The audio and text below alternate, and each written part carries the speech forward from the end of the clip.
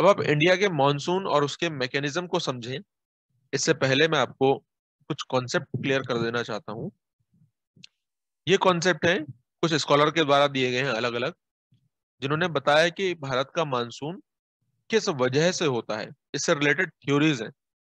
जैसे आपने कई सारे मॉडल पढ़े होंगे ना, अलग अलग कोरल रीफ से रिलेटेड मॉडल दिए हैं स्कॉलर्स ने, लैंडफॉर्म डेवलपमेंट के रिलेटेड मॉडल है डेविस पिंकिंग का, वैसे ही भारत के मानसून के संबंध में भी कई सारे मॉडल्स हैं, जिनमें पहला मॉडल है thermal concept of Halley. Edmund Halley हैं, इन्होंने कहा कि भारत का मानसून थर्मल तापीय कारणों की वजह से होता है। ये एक एस्ट्रोनॉमर थे, हेली, एडमंड हेली, जिन्होंने 1686 में एक हाइपोथेसिस अपनी बनाई। इन्होंने बताया कि भारत में मानसून आने का जो प्राथमिक कारण है वो डिफरेंशियल हीटिंग इफेक्ट है लैंड एंड सी का। ये क्या होता है? देखो, ये इक्वेटर है और ये आपका कर्क रेखा है। इसके साउथ में देखेंगे तो ये मकर रेखा है। कुछ इसी प्रकार से है, बिल्कुल, इक्वेटर और ये कर्क रेखा, यानी कि ट्रॉपिक ऑफ कैंसर, इक्वेटर और कैप्रिकॉर्न। एक समय में सूर्य यहां पर होता है, जिसे हम कहते हैं 22 दिसंबर का समय, मकर संक्रांति। एक समय में सूर्य नॉर्थ में होता है, जिसे हम कर्क संक्रांति कहते हैं, और ये 21 जून का समय होता है। अभी जून आ रहा है नजदीक, इसीलिए गर्मी आ रही है नॉर्थ में, है ना। अब देखो, जब सूर्य नॉर्थ में होगा, जाहिर सी बात है इधर ज्यादा गर्मी पड़ेगी। और लैंड एंड वाटर में ज्यादा गर्म कौन होता है जल्दी? जाहिर सी बात है लैंड पार्ट जल्दी गर्म हो जाता है। कारण है ये स्टैटिक है, इसमें 10 सेंटीमीटर तक ही सूर्य की किरणें जा पाती हैं, है ना। और पानी डायनामिक है और इसमें 200 मीटर तक सूर्य की किरणें चली जाती हैं। तो ये इसके कारण है, जो कि आपको ऑलरेडी बताए जा चुके हैं। ठीक है। अब जब ये लैंड पार्ट ज्यादा गर्म होगा, तिब्बत का प्लेट्यू है ऊपर देखो, कठोर चट्टानें हैं, जल्दी गर्म हो जाएंगी। तो गर्म होने के कारण से यहाँ पर अगर हाई टेम्परेचर होगा तो लो प्रेशर होगा। लो प्रेशर होता है तो हवाएं अपनी तरफ अट्रैक्ट करता है। हवा क्या करेगी? हवा को ये अट्रैक्ट करेगा लो प्रेशर, क्योंकि हाई प्रेशर से लो प्रेशर की तरफ हवाएं चलती हैं, है ना। अब लैंड पार्ट अगर गर्म है कंपेरेटिवली किसके, इस ओशनिक एरिया के, तो ओशनिक एरिया थोड़ा कम गर्म होगा, लैंड पार्ट ज्यादा गर्म होगा। इसीलिए हवाएं इस तरफ से, ये समुद्र की तरफ से और लैंड पार्ट की तरफ मूवमेंट करना चल शुरू कर देती हैं, चलना शुरू कर देती हैं। इसका जस्ट अपोजिट होता है सर्दियों में। सूर्य साउथ में रहता है, इसकी वजह से साउथ में ज्यादा गर्मी होगी। अब नॉर्दर्न पार्ट इसका ठंडा होगा, अर्थ का। यहाँ पे क्या होगा नॉर्दर्न पार्ट में, ये नॉर्थ में दिखाया जा रहा है कि अब लैंड पार्ट जल्दी गर्म होता है तो ठंडा भी जल्दी होता है, तो ये ज्यादा ठंडा हो जाएगा। किसके कंपैरिजन में? इस ओशनिक एरिया के कंपैरिजन में। तो यहाँ पर हो गया आपका हाई प्रेशर अब, क्योंकि लो टेम्परेचर तो हाई प्रेशर होगा, और यहाँ पर कंपेरेटिवली अब हाई टेम्परेचर है और लो प्रेशर है। ठीक है। इस वजह से हवाएं हाई प्रेशर से लो प्रेशर की तरफ चलने लगती हैं। तो एडमंड हेली ने इसी बात को बताया कि ये और कुछ नहीं, मानसून बस ये डिफरेंशियल हीटिंग का परिणाम है। डिफरेंशियल हीटिंग का मतलब है जब एक ही समय में दो अलग अलग चीजें हैं, एक तरफ लैंड मास है और एक तरफ वाटर बॉडी है, दोनों पर बराबर तापमान पड़ रहा है, एक ही समय में अलग अलग गति से दोनों गर्म और ठंडे हो रहे हैं। जहां गर्मियों की बात करें लैंड पार्ट जल्दी गर्म होता है, और सर्दियों की बात करें तो ये जल्दी ठंडा भी होता है। इसका जस्ट अपोजिट होगा वाटर बॉडी। और इसी डिफरेंशियल हीटिंग की वजह से हवाएं चलना शुरू कर देती हैं, और ये भारत का मानसून कहलाता है ना। भारत का मानसून और कुछ नहीं, बड़े पैमाने की लैंड ब्रीज और सी ब्रीज है, लार्ज स्केल की, इन्होंने ऐसा बताया, जो कि डिफरेंशियल हीटिंग एंड कूलिंग की वजह से होती हैं। इसी चीज को ये एक्सप्लेन कर रहे हैं यहाँ पर। अब आप देखो, ये लैंड पार्ट है, गर्मियों के सीजन, ये गर्मियों का सीजन है, साउथ वेस्ट मानसून। ये हाई टेम्परेचर और लो प्रेशर वाला अगर क्षेत्र हो गया, तो जाहिर सी बात है समुद्र की तरफ से हवा चलना शुरू करेगी। और ये क्या है, समुद्र से जब स्थल की तरफ हवा चलती है तो उसे सी ब्रीज बोलते हैं।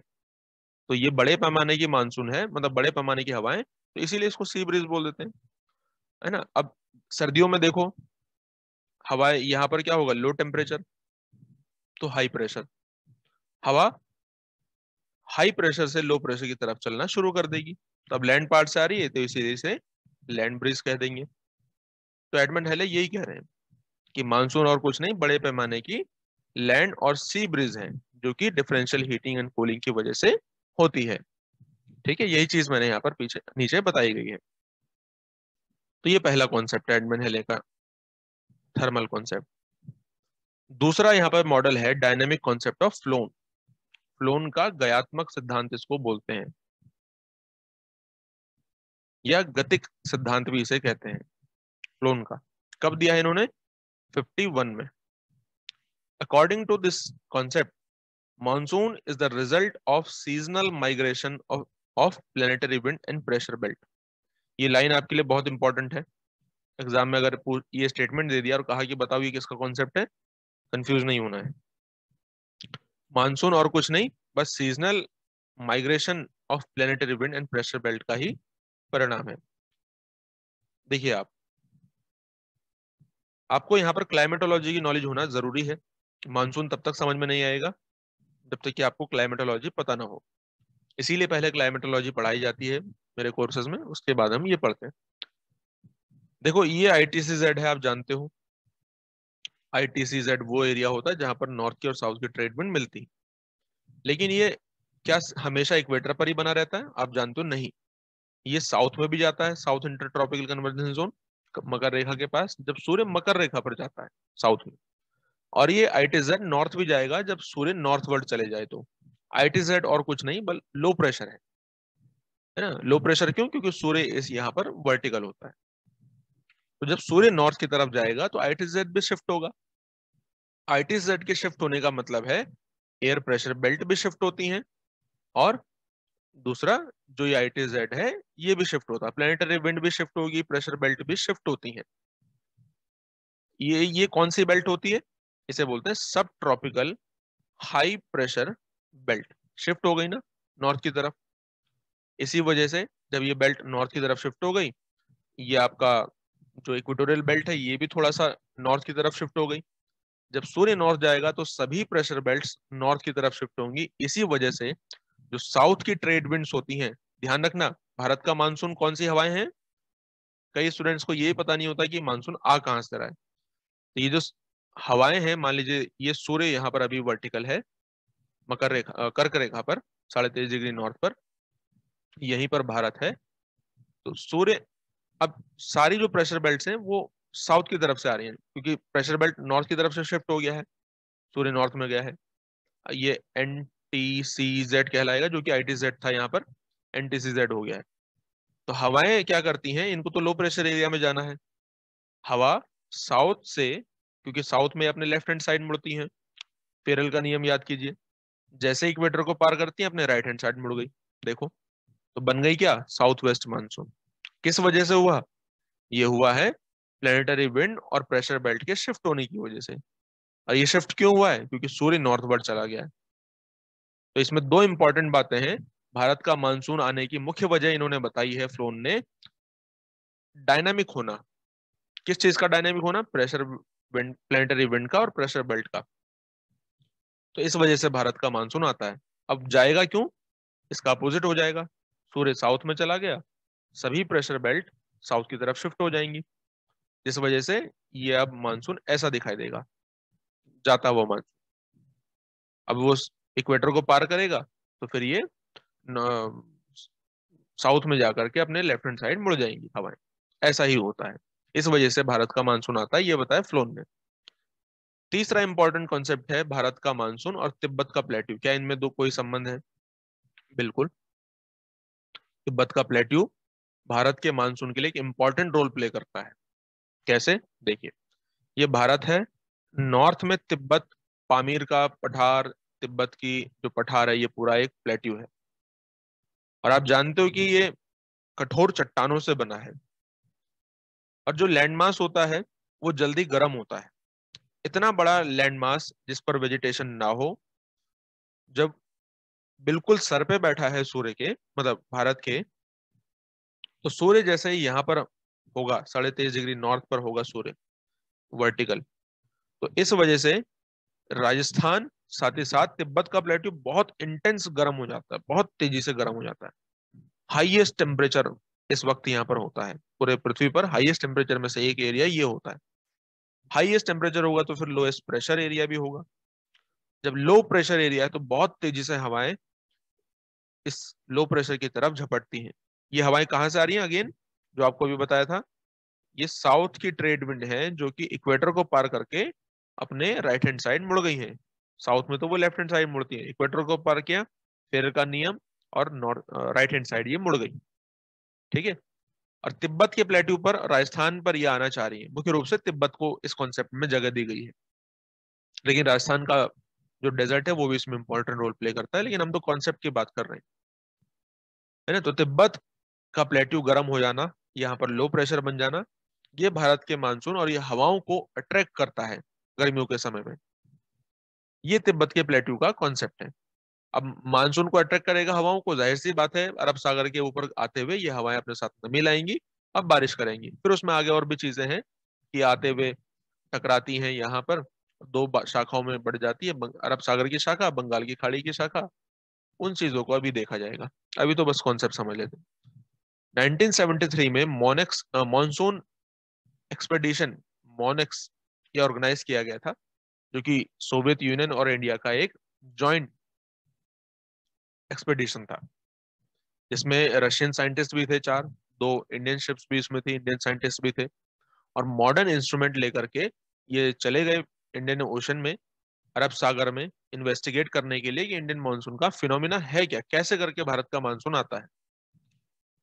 तो इन्होंने 1973 में मई से लेकर जुलाई तक पूरा स्टडी किया मानसून को, और इस नतीजे पे पहुंचे कि तिब्बत का पठार एक इंपॉर्टेंट और एक क्रूशियल रोल प्ले करता है भारत के मॉनसून को इंटेंसिफाई करने में, इसकी तीव्रता को बढ़ाने में। 58 में ऑलरेडी डॉक्टर पी कोटेश्वरम थे, ये director general of Indian meteorological observatories रह चुके थे, डायरेक्टर जनरल इसके। इन्होंने बताया कि हाँ, इंडियन मानसून के लिए, इंडियन मानसून को इम्पैक्ट करने वाला तिब्बत का प्लेट्यू एक बहुत इंपॉर्टेंट फैक्टर है, बहुत इंपॉर्टेंट कॉज है, कारण है। इसी की वजह से भारत में हवाएं आती हैं, इस लो प्रेशर की तरफ अट्रैक्ट होती है साउथ वेस्ट हवाएं, साउथ की ट्रेड विंड है जो कि, और भारत में मानसून लेकर के आती है। डॉक्टर पी कोटेश्वरम का नाम आपको बहुत अच्छे से याद रखना है, 58 में इन्होंने ये बात कही एग्जाम में, क्योंकि क्वेश्चन पूछा गया है। ठीक है। तो तिब्बत का पठार भी भारत के मानसून से संबंधित है। अगला आता है आपका concept, jet stream concept. Jet stream और इंडियन मानसून का कॉन्सेप्ट अगर कभी नाम पूछ लिया जाए, असल में jet stream concept, jet stream ये एमटी ने नहीं दिया है। हाँ, जेट स्ट्रीम और इंडियन मानसून में एक रिलेशन है, इस बात को एमटी ने 1949 में बताया है। ये आप इनसे लगा सकते हैं कि कौन सा कॉन्सेप्ट किसने दिया है। इन्होंने कहा जेट स्ट्रीम होती क्या है। आप जानते हैं कि जेट स्ट्रीम सरफेस की हवाओं के अपोजिट डायरेक्शन में अपर एटमॉस्फेयर में चलने वाली हवाएं होती। इसे हमने प्लेनेटरी विंड जब पढ़ा था तब भी समझा था, है ना। तो जैसे ये इक्वेटर है, ऊपर आपका ट्रॉपिक ऑफ कैंसर, नीचे कैप्रिकॉर्न है, तो ये हवा है, ये ट्रेड विंड है, जो कि 30-35 डिग्री अक्षांश से 0 डिग्री की तरफ आती है। ठीक है। ऐसे ही साउथ में भी होता है, लेकिन साउथ में हवाएं लेफ्ट हैंड साइड मुड़ जाती है। ठीक।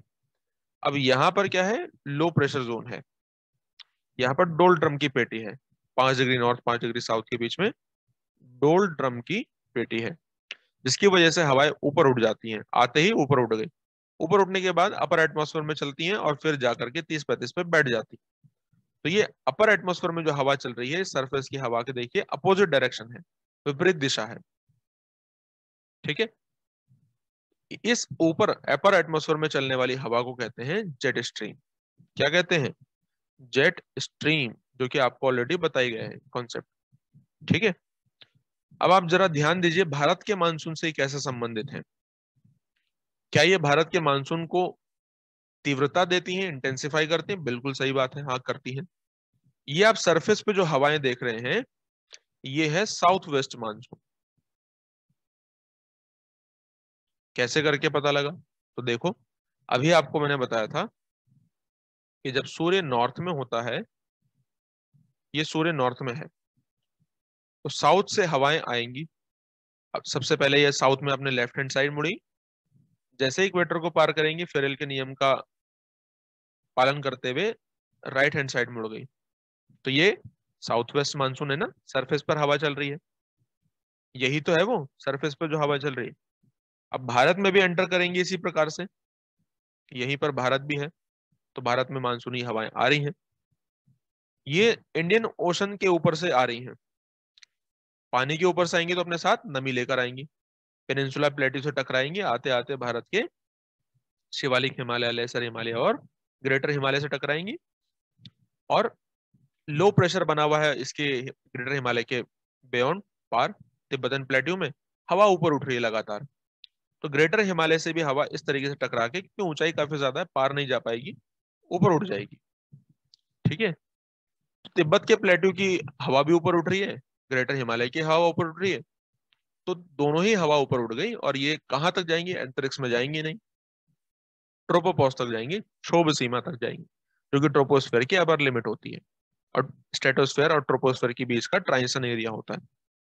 इसकी वजह से ये हवाएं चली गई अपने सरफेस के अपोजिट डायरेक्शन में। अगर इनकी दिशा, सरफेस की दिशा साउथ वेस्ट से नॉर्थ ईस्ट होती है, तो जेट स्ट्रीम की दिशा नॉर्थ ईस्ट से साउथ वेस्ट होती है। कैसे?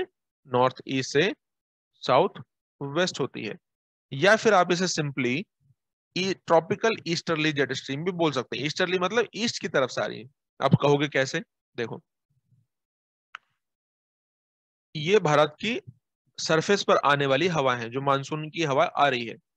सामने हिमालय है, टकराई, ऊपर उड़ गई, ऊपर उड़ गई, तिब्बत का प्लेट्यू भी गर्म हो रहा है, ऊपर उड़ गई हवा। अब यही हवा इसी डायरेक्शन में वापस जाएंगी। वापस जाने वाली हवाओं का कलर चेंज कर देते हैं ताकि कंफ्यूजन ना हो। हवा इसी दिशा में अब वापस जा रही है, देखो। लेकिन ये अपर एटमॉस्फेयर की हवा है, जो ब्लू कलर से मैं बना रहा हूं, अब ऊपर चल रही है हवा सरफेस के। इनकी दिशा आप देखिए, ये ईस्ट है, ये वेस्ट है, और ऊपर नॉर्थ है। तो नॉर्थ ईस्ट से साउथ वेस्ट जा रही है ना। अगर आप इसको लोकल लेवल पर देखोगे तो ये नॉर्थ ईस्ट नहीं बल्कि आपको ईस्ट ही दिखाई देगी। इसीलिए इन अपर एटमॉस्फेयर की जेट स्ट्रीम को ट्रॉपिकल जेट स्ट्रीम बोलते हैं। ये साउथ या फिर वेस्टर्ली ट्रॉपिकल जेट स्ट्रीम नहीं, बल्कि ईस्टर्ली ट्रॉपिकल जेट स्ट्रीम है। बहुत ध्यान से ध्यान रखना, जितनी तेजी से यह हवा जाकर इंडियन ओशन में बैठेगी, हाई प्रेशर क्रिएट करेगी। जितना हाई प्रेशर यहाँ पर बनेगा, ये बहुत तेजी से फिर हवा आगे बढ़ेगी इस लो प्रेशर की तरफ।